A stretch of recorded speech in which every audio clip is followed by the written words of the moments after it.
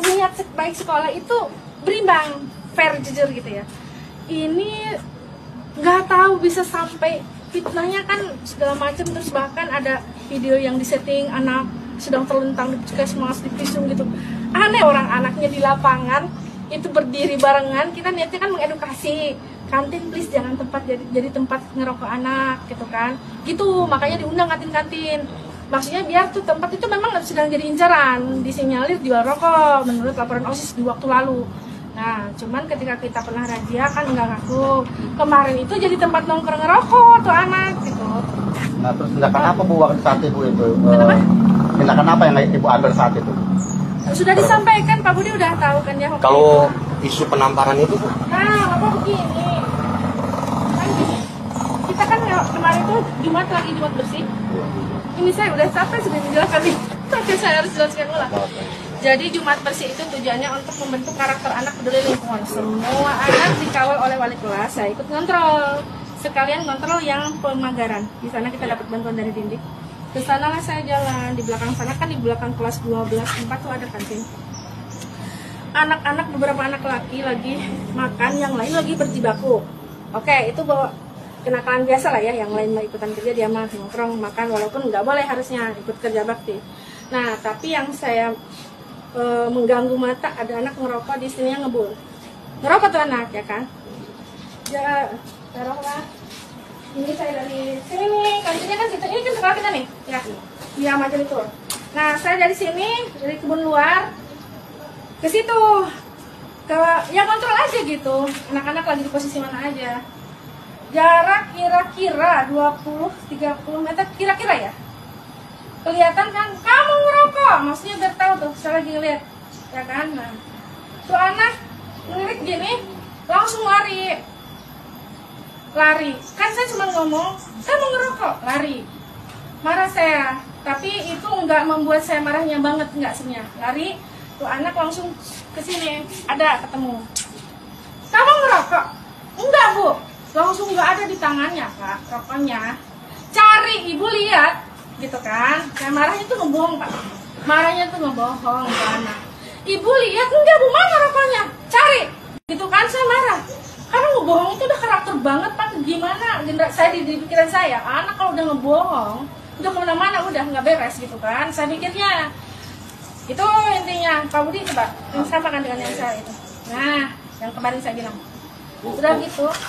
Tanggapan Ibu ya atas aksi mogok nih sekolah aksi yang mogok dilakukan oleh para siswa, ya, para siswa SMA ya. Negeri 1 itu, tanggapan Ibu gimana? Ya tentu ini nggak benar ya Pak, tapi kan kita semua kerja, ya kita bekerja aja, kita ASN, ya kan, kita mah tugasnya melayani, kita berniat melayani, kita kerja aja. Kemarin juga saya koordinasi dengan Wakasek, Bu Emi kan Wakaseknya, Bu Emi tolong share di grup, ada grup ini di HP saya.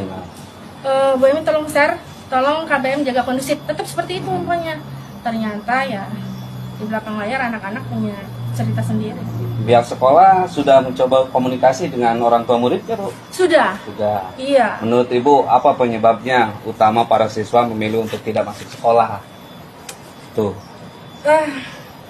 Saya sih nggak mau a priori, tetapi saya dapat bocoran-bocoran, ada backing di belakang ini, nggak pure Pak ini. Bu, ada berapa siswa Bu yang hari ini mau total? Semua. Karena di bawah tekanan Pak. Anak-anak yang kasus sebagian ada 640 ya? 630 lebih. Ya, terus langkah apa Bu dari pihak sekolah untuk menindaklanjuti terkait dengan siswa mogok ini dari pihak sekolah itu sendiri? Ini kan dari yang jelas menghubungi pihak orang tuh udah, dengan Pak Haji Ocim aja udah, gitu kan. Pak Haji Ocim udah ketua komite sekolah. Ibu sudah mengetahui yang masang spanduk siapa Bu? Enggak, saya cek, saya panggil satpam kan, kan kita punya satpam 2 malam. Saya panggil Pak Bejo, Pak Ipan, Pak Bejo, Pak Ipan, lihat nggak tuh yang masang spanduk? Enggak Bu, katanya. Itu malam jam 12 itu belum ada spanduk. Kan satpam kita itu, kita punya grup satpam sekolah supaya 2 jam sekali lapor. Ngecek-ngecek dokumentasi dikirim, saya suka jempolin. Nah, kata Pak Bejo, jam 12 itu nggak ada yang nempel, ketahuannya jam 5 pagi. Terus tapi isu tadi tahu. Bu, isu tadi yang menampar ini benarkah itu Bu, menampar siswa tadi? Neplek, Pak Budi pun tuh pada diteplek ya. Punten ya Pak Budi, punten Pak Budi, saya pelanggaran gak nih? Punten. Gitu. Terus kan saya ngeplek itu Pak, ya kan sebenarnya ngaku ke Pak Budi gitu. Tapi itu kan kira-kira ya Pak, yang jelas yang saya ingat pakai jari, bukan nyabuk gitu, bukan. Perasaan Ibu sebagai kepala sekolah melihat kondisi sekolah yang sekarang nih. Sedih banget, saya di sini bangun Cimarga, bahkan sebenarnya sedang dipuja-puja ya kalau boleh dibilang, tapi saya nggak ngabung dengan semua itu karena itu udah tugas ASN. Contoh saya adain halte karena kasihan anak kalau nongkrong ya akan berdiri. Halte itu dibangun tahun kedua, saya udah greget ini anak kehujanan apa segala macam. Pokoknya saya mah aja mengabdi aja gitu ya. Ya SDM-nya ya SDA-nya gitu. Terus pos satpam kita bangun. Sebenarnya sedang disanjung Cimarga ini gitu. Cuman karena ya ini personality ini nih ada kasus ini nih. Berarti sampai saat ini belum Ya. ada tindakan dari guru, wali kelas ataupun ibu sendiri pada siswa yang memang melakukan hal seperti ini. Kalau dari wali kelas Pak, kalau kita ke wali kelas udah ya mengimbau anak-anaknya untuk menjaga kondusivitas. Saya juga kan koordinasi dengan Bu Win, kemarin juga saya ngobrol dengan Bu Win lewat telepon ya kan gitu. Bu Win, saya juga minta maaf, bukan bermaksud mengambil alih tugas Bu Win sebagai BK kan. Bu Win juga tapi paham, itu kan spontanitas ya Pak. Kan kita udah tahu hierarkinya, kalau ada anak kasus itu wali kelas nanganin dulu, nanti koordinasi dengan BK. Kalau susah ditangani oleh wali kelas kan koordinasi dengan kolaborasi dengan kesiswaan, itu udah pasti itu formalnya begitu.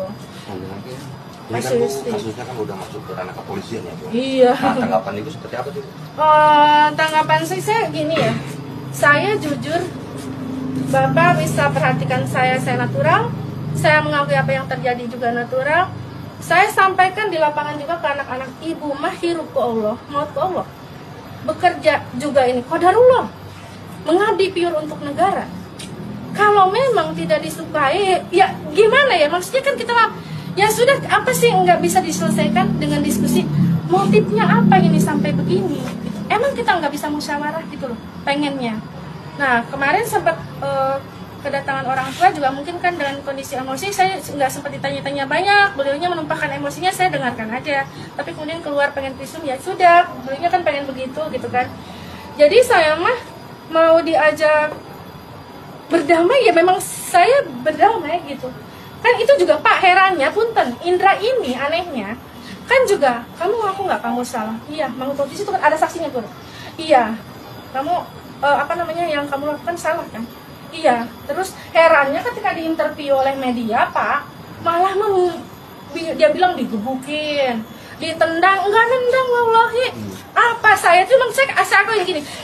Gitu Pak. Kalau gitu, nampar mau iya Bu ya. ngeplek ya. Ngeplek, ya. Ya, ngeplek ya bahasa Sunda. Ngeplek lah ya. Terus ada ya. Ibu dengan siapa Bu, maaf namanya? Dini Fitri apa Pak? Selaku apa Bu? Selaku kepala sekolah SMA Negeri 1 Cimarga ya. Berarti siap ya Bu kalau untuk diperiksa ya? Insya Allah ya, kan kemarin juga kita kedatangan Pak Kapolsek nih, Pak Pipi. Iya Pak. Kata Pak Pipi, Bu lanjut aja, ini mah ringan biasa aja gitu. Orang anaknya juga nggak ada dorak merah gitu, emang enggak gitu, nggak ada, itu terlalu berlebihan sih kalau menurut saya. Pisum ya karena kan didampingi, nggak tahu lah itu didampingi orang lain Ada sih. orang ketiga ya? Ya gitu, seperti itu.